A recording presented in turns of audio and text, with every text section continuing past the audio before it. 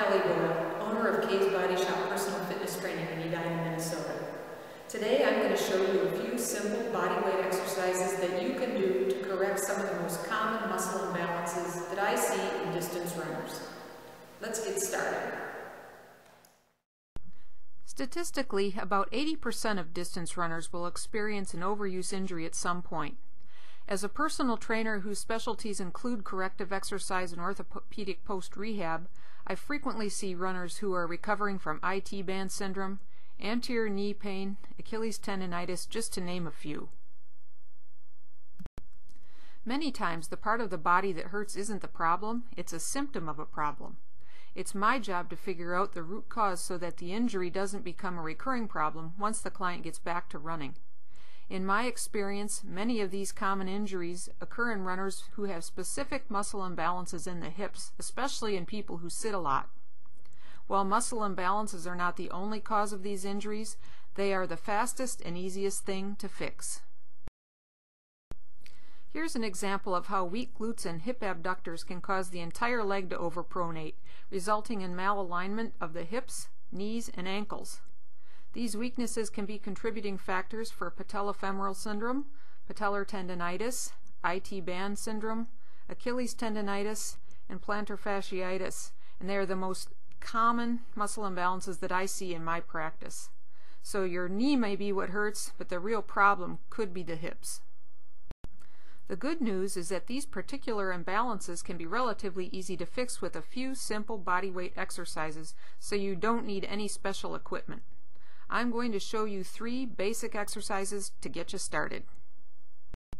The protocol for all 3 exercises is 12 to 15 repetitions per set for 1 to 3 sets at a 2-1-4 tempo.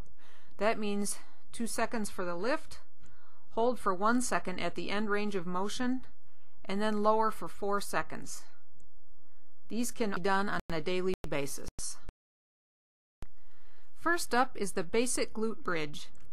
Place your feet hip-width apart, spine should be neutral and abdominals engaged. Lift your hips up off the floor using your glutes rather than arching your low back. You shouldn't feel any cramping in the hamstrings.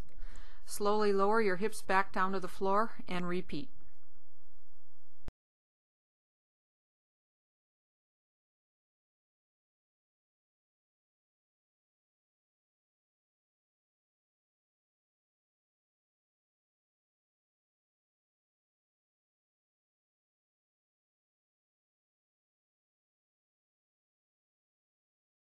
Next is the clam.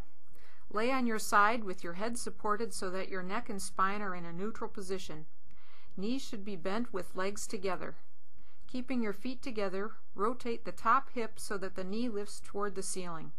Slowly lower back down and repeat.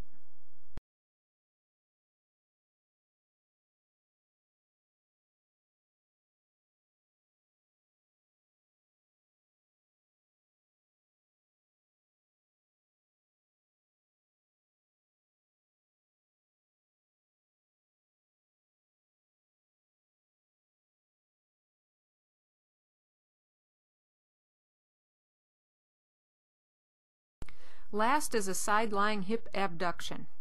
I like to have my clients lay with their back against a wall to help maintain proper alignment. Flex the hip and knee of the lower leg to help stabilize. Keeping your top leg straight, pull your toes up towards you. Keep your heel in contact with the wall as you lift your top leg up toward the ceiling. Keeping your heel on the wall helps prevent piking forward at the hip, a common compensation when the hip abductors are weak.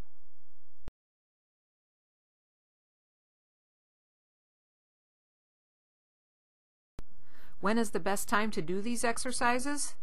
Really any time it's convenient, though I do recommend doing at least 1 set just before running to activate your glutes and hip abductors. Once these muscles have been activated and strengthened, then they need to be integrated into functional whole body movement patterns so that they are working effectively when you run.